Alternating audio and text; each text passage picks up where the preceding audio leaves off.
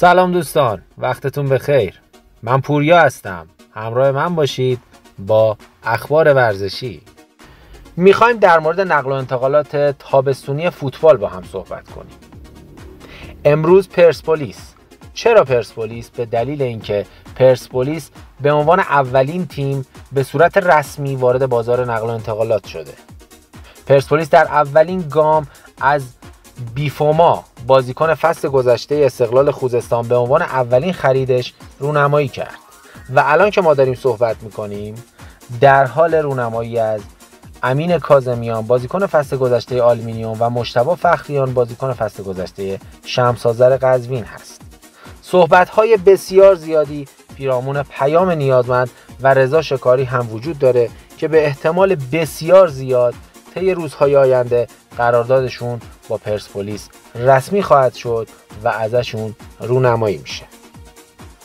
بیفوما، بازیکن فصل گذشته استقلال خوزستان و اولین بازیکنی که قراردادش به صورت رسمی با پرسپولیس منعقد شد.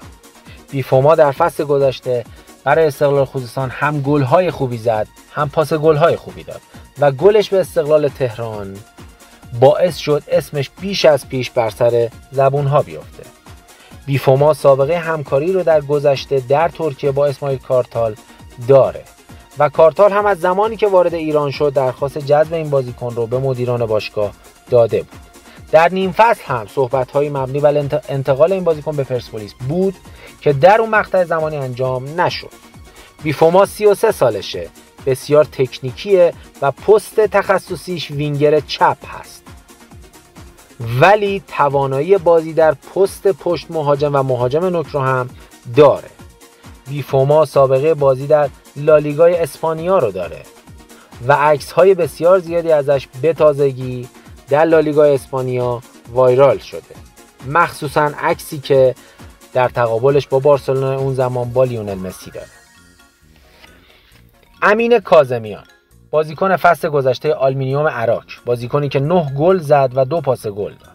یک وینگر تخصصیه که به گفته خودش از بچگی پرسپولیسی بوده، به خاطر همین هم به استقلال جواب رد داده و باز هم به اذعان خودش از 11 میلیارد تومان از مطالباتش گذشت تا بتونه رضایت‌نامه‌شو برای پرسپولیس به راحتی بگیره. حالا پرسپولیس امیدواره بتونه از این بازیکن 28 ساله نهایت استفاده رو ببره. بازیکن بعد مجتبی فخریان هست، بازیکنی 22 ساله که در لیست زیر 23 ساله های پرسپولیس قرار میگیره. فخریان در فصل گذشته 4 گل زد که یکی از گل‌هاش اتفاقا به همین پرسپولیس بود. گلی بسیار زیبا، آکروباتیک و سوپر گل. جذب فخریان در راستای جوانگرایی تیم انجام میشه و پرسپولیس امیدواره بتونه تیمش رو به نسبت فصول قبل جوان‌تر کنه. و اما لیست خروجی باشگاه پرسپولیس. در هفته‌های گذشته صحبت‌های زیادی در مورد این لیست به گوش می‌رسید، اما هنوز که هنوزه لیستی به صورت قطعی و رسمی از طرف باشگاه اعلام نشده. اسماعیل کارتال لیست دقیق خروجش رو مبتنی بر لیست ورودی باشگاه گذاشته و گفته باید ببینم باشگاه در چه پست هایی میتواند تیم را تقویت کند تا من متناسب با اون لیست خروجی بدم، که البته کار منطقی هم به نظر میاد.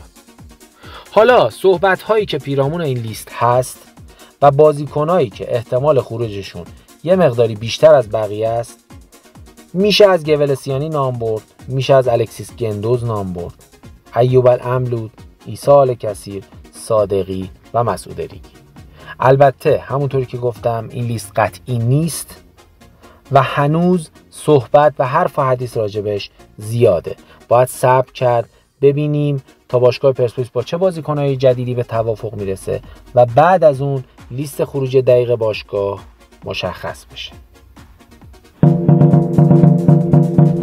و اما خریدهای بزرگی برای باشگاه پرسپولیس تو راهن. صحبت‌های زیاد و شایعات زیادی پیرامون بعضی از اسامی وجود داره که اگر با ما همراه باشید در آینده نزدیک بیشتر راجع به اونا با شما صحبت می‌کنیم. در کنار ما باشید.